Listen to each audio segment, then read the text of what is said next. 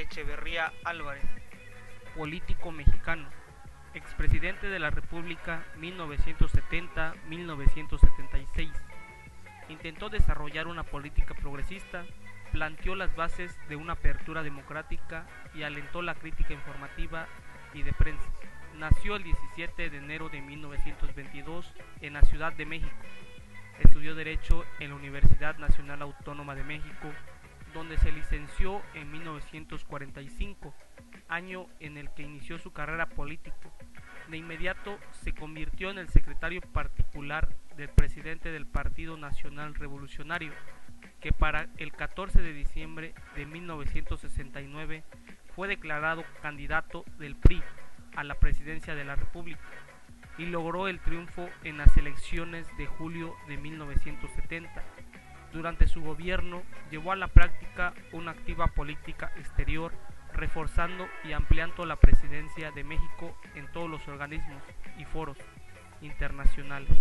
En 1974, a propuesta de México, la Organización de las Naciones Unidas aprobó la Carta de los Derechos y Deberes Económicos de los Estados, complementaria de la Declaración Universal de los Derechos Humanos, y en 1975 participó en la fundación del Sistema Económico Latinoamericano. Las adversas condiciones económicas, tanto internas como internacionales, le obligaron a devaluar el peso mexicano, lo que provocó un gravísimo movimiento especulativo y la caída de la paridad hasta niveles no conocidos. Durante su mandato, Luis Echeverría intentó desarrollar una política progresista, planteó las bases de una apertura democrática y alentó la crítica informativa y de prensa, aumentó el ritmo de la investigación pública, creó la producción de petróleo, energía y electricidad. Fue construida la red de carreteras, aeropuertos y se crearon los puertos de navegación de altura, Puerto Madero en Chiapas y Lázaro Cárdenas en Michoacán. Así también creó el Instituto Mexicano. Su gobierno, por otro lado, enfrentó severas críticas y rechazos por parte de los jóvenes universitarios, en especial con los de la UNAM. Esto como consecuencia del conflicto estudiantil de 1968. Con el objetivo de congraciarse con los estudiantes, tomó medidas populistas y durante su mandato creció el presupuesto para la UNAM en un 1699%.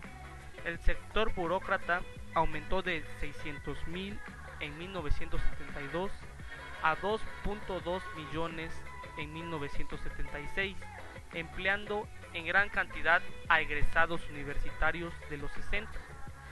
En el gabinete echeverrista había un 78% de egresados de la UNAM y hasta un líder del 68, llamado Francisco Javier Alejo, quien ocupó el cargo de director de Fondo de Cultura Económico. La decisión que anunció el juez César Flores Rodríguez al considerar que ya prescribió el delito de genocidio del cual se acusa al expresidente Luis Echeverría y a varios de sus antiguos colaboradores, constituye el primer gran tropiezo de la Fiscalía Especial que indaga episodios como los del 10 de junio de 1971. El 10 de junio de 1971 se cometió un crimen político. Una manifestación pacífica fue asaltada por un grupo de provocadores armados que actuaron en absoluta impunidad. Varias docenas de manifestantes fueron asesinados. La hazaña de los agresores llegó al extremo de que varias horas después de la emboscada contra la marcha, se dedicaron a asaltar hospitales de la Ciudad de México para identificar estudiantes heridos y secuestrarlos. Llevó a la práctica una activa política exterior, reforzando y ampliando la presencia de México en todos los organismos y foros internacionales. En 1974, a propuesta de México, la Organización de las Naciones Unidas aprobó la Carta de los Derechos y Deberes Económicos de los Estados, complementaria de la Declaración Universal de Derechos Humanos, y en 1975 participó en la fundación del Sistema Económico Latinoamericano. organismo regional destinado a fomentar el desarrollo independiente de los países de la región.